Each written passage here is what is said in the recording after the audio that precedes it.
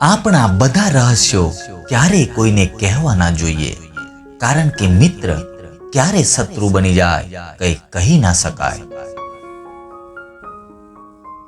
કોઈ પણ વ્યક્તિ માટે ખુલ્લી કિતાબ ના બનશો.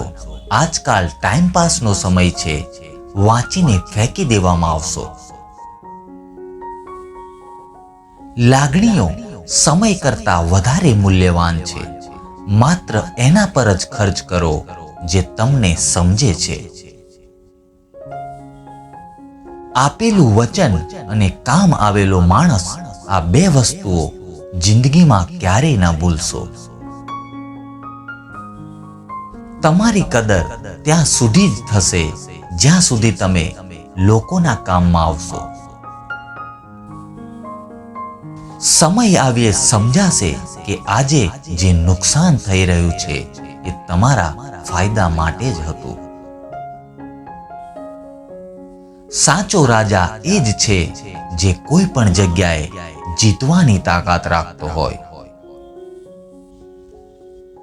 ખોટા આરોપોની ચિંતા ક્યારેય ના કરશો, કેમ કે સમયનું ગ્રહણ તો ચાંદને પણ લાગે છે.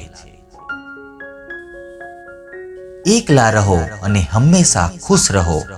ભગવાન કોઈ એવા વ્યક્તિને મોકલશે જે હકીકતમાં તમારે લાયક હોય.